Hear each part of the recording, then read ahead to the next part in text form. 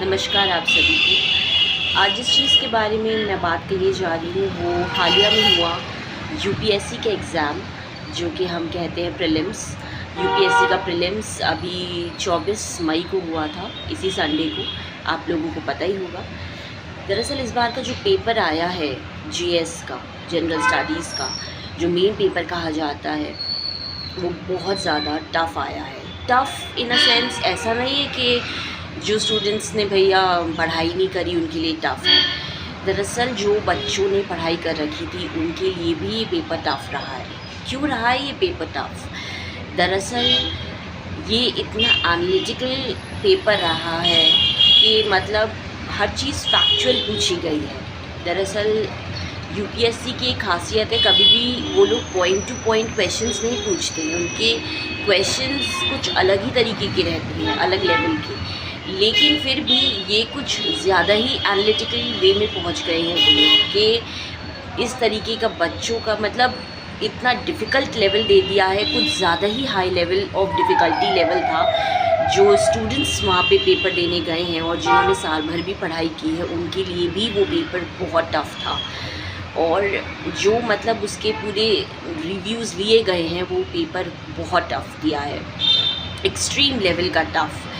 और इतना ज़्यादा उसको टफ़ कर दिया है यूपीएससी ने अपना लेवल दिखाने के चक्कर में कि देखिए, कुछ होता है टफ़ है पेपर, ठीक है, बच्चों की कुछ की तैयारी नहीं है इसलिए उनके लिए टफ़ है, उन्होंने पढ़ाई नहीं की। लेकिन जो बच्चे पढ़ाई करके आ रहे हैं, साल साल भर लगा रहे हैं, इतने साल लगा रहे हैं, उनकी वो भी पेपर मतलब ढंग से नहीं कर पाए, उनके लिए भी ये बहुत टफ़ था।